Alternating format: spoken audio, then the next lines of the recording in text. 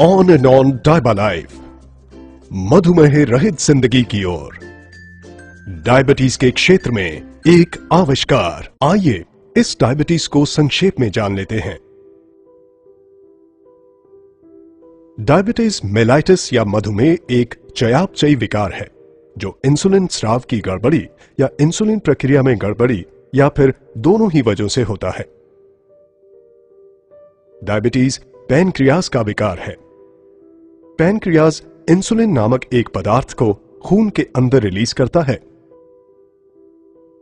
जिससे शरीर को ग्रहण किए गए खाद्य पदार्थों में से शर्करा व कार्बोहाइड्रेट्स को ग्रहण करने में मदद मिलती है। डायबिटीज कोई बीमारी नहीं है, बल्कि एक चयापचयी विकार है। किसी व्यक्ति को जब डायबिटीज होता है, तब या तो उसके पैनक्रियाज इंसुलिन बनाते ही नहीं है, या फिर अपर्याप्त मात्रा में इंसुलिन बनाते हैं, या फिर इंसुलिन बनता तो है परंतु ठीक तरीके से अपना काम नहीं कर पाता। डायबिटीज से होने वाली कई गंभीर परेशानियां हैं, जैसे हृदय रोग, पैरों में संक्रमण, लैंगिक समस्याएं, अल्जाइमर रोग, स्ट्रोक, मसूड़ों के रोग, सुनने में दिक्कत, स्नायु रोग, घाव का देर से भरना, दृष्टि दोष, किडनी व ब्लैडर फेलियर और गर्भावस्था की पेचीदगी इत्यादि।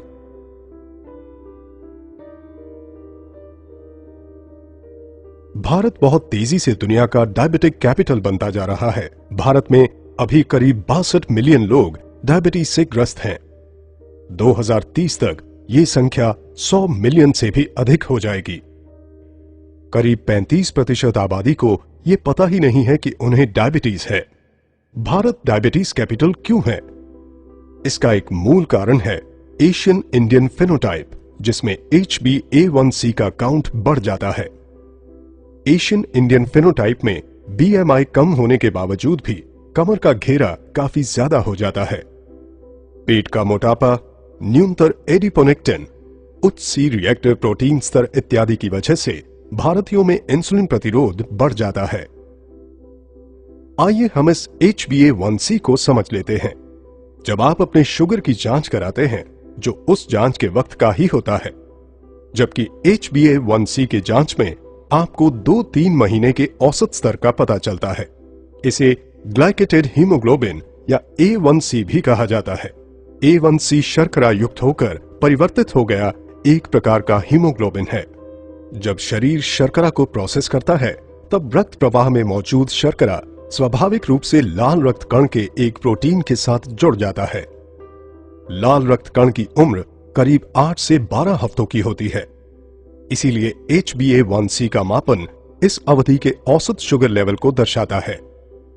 बिना डायबिटीज वाले किसी व्यक्ति में ब्लड शुगर लेवल सामान्यतः एक जैसा रहता है, अर्थात खून में मौजूद प्रोटीन में ज्यादा ग्लूकोज संलग्न नहीं होते। HbA1c लेवल अपेक्षाकृत रूप से कम होता है, क्योंकि वे ग्लूकोज को रक्त से बाहर करने में सक्षम होते हैं। लेकिन डायबिटीज ग्रस्त लोगों में शरीर शर्करा को रक्त से बाहर करने में सक्षम नहीं होता है और परिणाम स्वरूप ग्लूकोज खून में ही रह जाता है। जैसे जैसे ब्लड ग्लूकोज का स्तर बढ़ता है, वैसे वैसे लाल रक्त कण में और ज्यादा ग्लूकोज जुड़ते जाते हैं तथा HbA1c का स्तर बढ़ जाता है, जिससे डायबिटीज संबंधी तकलीफ बढ़ने का खतरा होता है। HbA1c को कम करके आप इस खतरे को कम कर सकते हैं। इसीलिए हर 3-4 महीने में या जब आपके डॉक्टर कहें, आपको अपना HbA1c टेस्ट कराना चाहिए। आइए अब ये समझते हैं कि डायबिटीज में आखिर होता क्या है। जब आप कार्बोहाइड्रेट युक्त खाना खाते हैं, तो वो आपके पेट या पाचन तंत्र में ग्लूकोज या शर्करा के रूप में परिवर्तित हो जाता है। हमें अपने आहार में से ग्लूकोज की जरूरत होती है, क्योंकि उससे हमें ऊर्जा मिलती है। चीजें जैसे स्टार्च युक्त आहार, शर्करा युक्त आहार, दूध व डेयरी प्रोडक्ट्स एवं फलों इत्यादि में कार्बोहाइड्रेट होता है। ये ग्लूकोज फिर रक्त प्रवाह में जाता है और शरीर ये सेंस करता है कि ब्लड ग्लूकोज का स्तर बढ़ रहा है। इसकी प्रतिक्रिया में पेट के ठीक नीचे मौजूद एक छोटा सा ग्लैंड, जिसे पैनक्रियाज कहते हैं, इंसुलिन नामक हार्मोन रिलीज करना शुरू कर देता है। इस इंसुलिन की मदद से हम अपने ग्रहित आहार में से ऊर्जा ले पाते हैं। फिर इस ग्लूकोज एवं इंसुलिन को रक्त प्रवाह के जरिए शरीर के हर उस कोशिका तक पहुंचाया जाता है जिसे ऊर्जा के लिए इसकी जरूरत होती है। इसे आसानी से समझने के लिए इन पेशी कोशिकाओं को देखें। इन पेशी कोशिकाओं के पास वो इंसुलिन ही है जिसकी वजह से ग्लूकोज कोशिकाओं के अंदर समाहित हो सकता है ताकि शरीर को ऊर्जा मिल सके। ऐसे समझें कि इंसुलिन इन कोशिकाओं के दरवाजे पर लगे तालों की चाबियां हैं। जब ये चाबी होगी तभी दरवाजे खुलेंगे और ग्लूकोज कोशिकाओं के अंदर जा सकेगा। इस प्रकार ब्लड ग्लूकोज का स्तर नहीं गिरता है, लेकिन लीवर के द्वारा उसमें संचित किए गए अतिरिक्त ग्लूकोज को रिलीज करके इस ब्लड ग्लूकोज लेवल को कभी भी टॉप अप किया जा सकता है। ब्लड ग्लूकोज बार बार बढ़ता है और ज्यादा से ज्यादा इंसुलिन पैदा करता है ताकि वो उन बंद दरवाजों के ताले की चाबी बनकर उस ग्लूकोज को रक्त प्रवाह के जरिए कोशिकाओं के अंदर पहुंचा सके। रक्त शर्करा जब ऑप्टिमम लेवल पर होता है तब शरीर उत्तम रूप से काम करता है, लेकिन जब ब्लड शुगर का लेवल बढ़ जाता है तो शरीर ठीक से काम नहीं कर पाता। सामान्यतः हमारे शरीर के अंदर ही एक साइकिल होता है जो शरीर में इंसुलिन एवं ग्लूकोज स्तर को संतुलित करता है, और ये संतुलन निर्भर करता है हमारे आहार, पैनक्रियाज एवं लिवर पर। कुछ लोगों में जब यह सिस्टम ठीक से काम नहीं करता है तब उसे डायबिटीज कहते हैं। डायबिटीज मुख्यतः 3 प्रकार के होते हैं, टाइप 1, टाइप 2 एवं GDM। आइए जानते हैं टाइप 1 के बारे में। डायबिटीज में शरीर में इंसुलिन का निर्माण ही नहीं होता है। ये एक ऑटो इम्यून रिस्पॉन्स की वजह से होता है जिसमें कि पैनक्रियाज के अंदर की इंसुलिन निर्माण करने वाली कोशिकाओं को शरीर ने नष्ट कर दिया है। अभी तक ये नहीं पता लगाया जा सका है कि ये कुछ लोगों में क्यों होता है और अन्य लोगों में क्यों नहीं होता। कुल डायबिटीज की आबादी का करीब 10% टाइप 1 डायबिटीज होता है। ज्यादा करके ये 40 साल से कम की उम्र में ही हो जाता है और बचपन में होने वाली डायबिटीज का ये एक मुख्य प्रकार है। आइए अब बात करते हैं टाइप 2 डायबिटीज की। डायबिटीज मधुमेह पीड़ितों की कुल आबादी का करीब 90% होता है। पाश्चात्य देशों एवं गोरे लोगों में ये 40 साल की उम्र के बाद होता है, जबकि एशियन एवं भारतीय मूल के लोगों में ये 25 साल की उम्र के बाद हो सकता है। टाइप 2 डायबिटीज थोड़ा जटिल है क्योंकि इसमें अनेक प्रक्रियाएं जिम्मेदार हैं। इसमें या तो शरीर पर्याप्त इंसुलिन नहीं बना पाता है या फिर बना हुआ इंसुलिन ठीक से काम नहीं करता है। ये शरीर का वजन अधिक होने से भी हो सकता है। चर्बी की वृद्धि की वजह से इंसुलिन अपना कार्य सही तरीके से नहीं कर पाता, लेकिन ये सही वजन वाले लोगों को भी हो सकता है। टाइप 2 डायबिटीज में कार्बोहाइड्रेट युक्त आहार पेट एवं पाचन तंत्र में सामान्य रूप से ही ग्लूकोज में परिवर्तित होता है। फिर वो ग्लूकोज रक्त प्रवाह में जाता है। पैनक्रियाज इंसुलिन का निर्माण शुरू कर देता है जो ग्लूकोज के साथ रक्त प्रवाह के जरिए शरीर के उन सभी कोशिकाओं तक प्रवाहित होता है जिन्हें ऊर्जा के लिए ग्लूकोज की जरूरत होती है। परंतु यहां ग्लूकोज किसी भी तरीके से कोशिकाओं में प्रवेश नहीं कर पाता है क्योंकि उनके दरवाजों के ताले चर्बी जमा हो जाने की वजह से अवरुद्ध हो जाते हैं। अर्थात इंसुलिन भी उन कोशिकाओं के दरवाजों को ठीक से खोल नहीं पाता और इस वजह से शरीर में शुगर लेवल बढ़ता जाता है। इसकी प्रतिक्रिया में पैनक्रियाज और ज्यादा इंसुलिन का निर्माण करता है, अतः रक्त शर्करा का स्तर बढ़ने लगता है और इंसुलिन का स्तर भी बढ़ता जाता है। ये स्थिति और भी ज्यादा जटिल हो जाती है जब ऊर्जा के लिए व्याकुल कोशिकाएं लिवर को इमरजेंसी सिग्नल भेजने लगती हैं ताकि लिवर अपने संग्रहित ग्लूकोज को रिलीज करे। इस प्रकार ब्लड शुगर का स्तर और भी बढ़ता है और पैनक्रियाज और ज्यादा इंसुलिन बनाती रहती हैं। पैनक्रियाज ये काम तब तक करती रहती हैं जब तक वो थक ना जाएं और ऐसे में अंततः वो क्षतिग्रस्त हो जाती हैं। टाइप 2 डायबिटीज के लक्षण बड़ी देर से प्रकट होते हैं और कुछ लोगों में तो इसका कोई लक्षण प्रकट ही नहीं होता है। यही कारण है कि टाइप 2 डायबिटीज से ग्रस्त लोग 10 साल तक भी बिना किसी लक्षण के हो सकते हैं।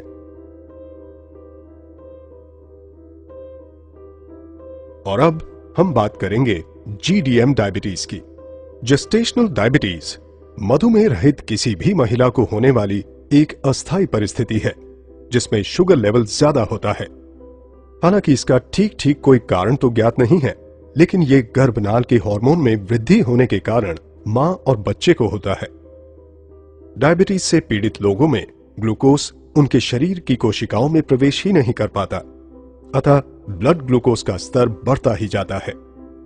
शरीर प्रतिरक्षा के तौर पर किडनी के जरिए इस ग्लूकोज के स्तर को कम करने की कोशिश करता है या फिर छुटकारा पाना चाहता है, और यही कारण है कि डायबिटीज वाले लोग बार बार पेशाब करने जाते हैं, क्योंकि किडनी खून के बाद ग्लूकोज को फिल्टर करती है और इसमें बहुत सारा पानी लेती है, जिसके कारण डायबिटीज वाले लोगों को बार बार प्यास लगती है।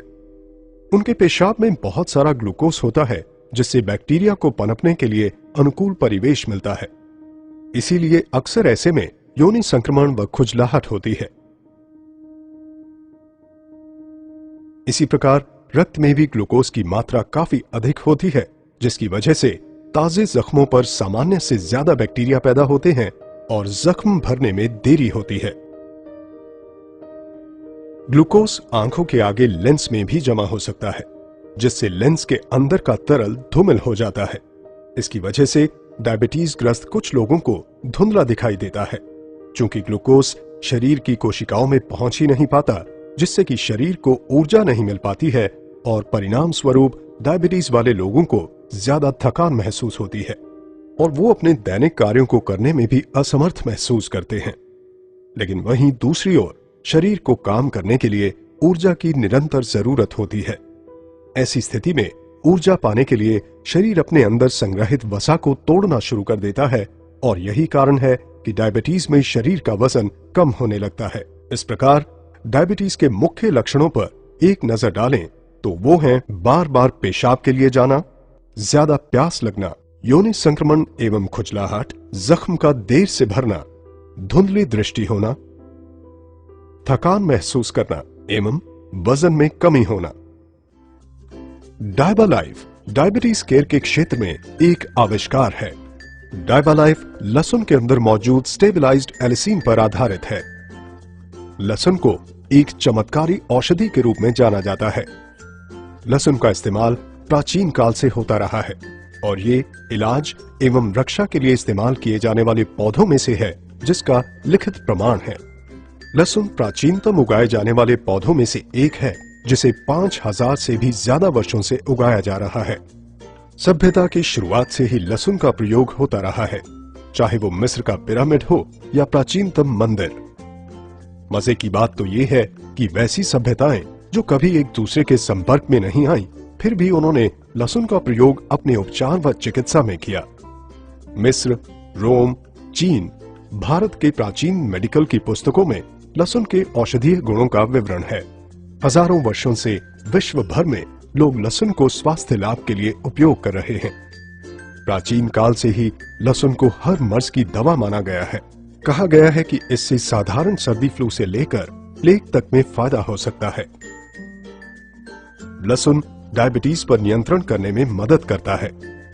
लहसुन में पाया जाने वाला एलिसिन HbA1c को नियंत्रित करने में बेहद कारगर है, जो कि डायबिटीज कंट्रोल के लिए बेहद अहम है। ये ग्लूकोज टॉलरेंस को सामान्य स्तर में रखने में मदद करता है। लहसुन एंटीबैक्टीरियल, एंटीवायरल एवं एंटी फंगल है।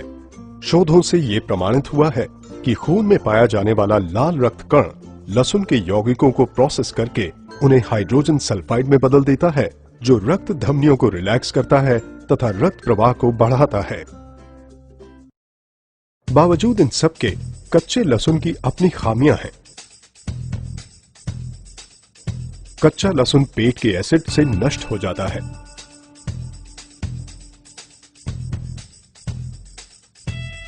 ये आंतों के एपिथेलियल कोशिकाओं द्वारा अपघटित हो जाता है।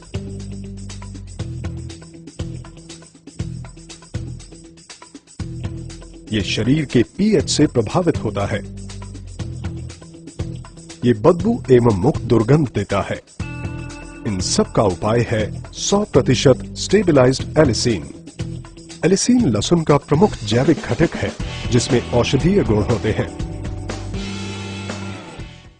100% स्टेबलाइज्ड एलिसिन यूरोपियन वैज्ञानिक डॉक्टर पीटर जोसलिंग का आविष्कार है। इस 100% स्टेबलाइज्ड एलिसिन को लेकर यूरोपियन वैज्ञानिक डायबिटीज केयर के लिए एक अनोखा फॉर्मुलेशन तैयार किया है जिसका नाम है डायबालाइफ। डायबालाइफ का अर्थ है मधुमेह रहित जिंदगी की ओर। डायबालाइफ एक आयुर्वेदिक औषधि है। ये डायबिटीज पीड़ित लोगों के लिए एक प्राकृतिक पथ्य है तथा बाकी सबके लिए बेहद स्वास्थ्यप्रद है। एक छोटा सा 210 मिलीग्राम का कैप्सूल कच्चे लहसुन की 36 कलियों को खाने के बराबर है। डायबालाइफ अनुसंधान पर आधारित तथा जबरदस्त हर्बल घटकों से बना है। ये 5 बेहतरीन घटकों से बना है। 100% स्टेबलाइज्ड एलिसिन, करेला या बिटरगार्ड, दालचीनी या सिनेमन, अल्फा लिपोइक एसिड एवं क्रोमियम पिकोलिनेट। डायबालाइफ की विशेषताएं या यूएसपी।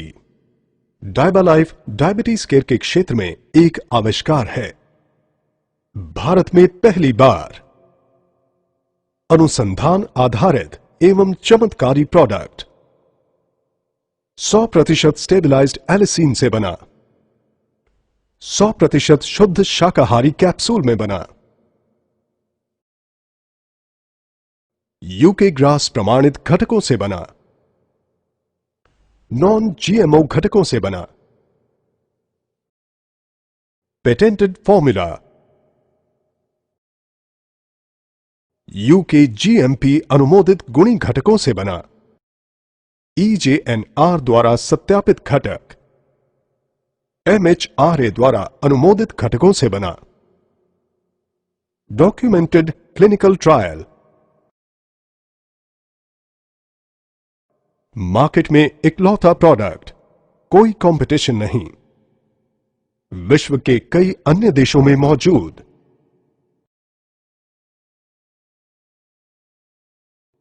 पूरी तरह से प्राकृतिक, कोई दुष्परिणाम नहीं।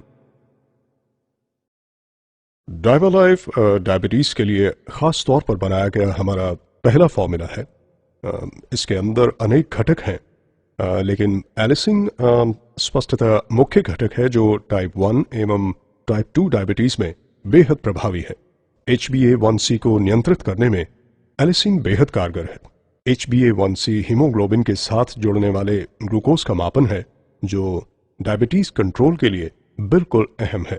डायबालाइफ में मौजूद दूसरे अन्य घटक भी बेहद फायदेमंद हैं जो शरीर में इंसुलिन प्रतिरोध को कम करने में मदद करते हैं तथा ग्लूकोज टॉलरेंस की सामान्य स्थिति को सुनिश्चित करते हैं। डायबालाइफ का उद्देश्य प्री डायबिटिक लोगों को डायबिटीज से बचाना है। डायबालाइफ पाचन प्रक्रिया में से ज्यादा न्यूट्रिएंट व विटामिन अवशोषित कराता है तथा इंसुलिन प्रतिरोध को कम करता है जिससे कि प्री डायबिटिक स्थिति में कमी आती है। डायबालाइफ सबके लिए फायदेमंद है। डायबालाइफ ब्लड शुगर के लेवल को कम करने में मदद करता है। डायबालाइफ कोलेस्ट्रॉल को नियंत्रित करने में मदद करता है। डायबालाइफ इम्यूनिटी या प्रतिरक्षा को बढ़ाता है। डायबालाइफ ब्लड प्रेशर को नियंत्रित करने में भी मदद करता है। डायबालाइफ का R&D एवं प्रोसेसिंग अत्याधुनिक तकनीकी युक्त संयंत्रों में किया गया है।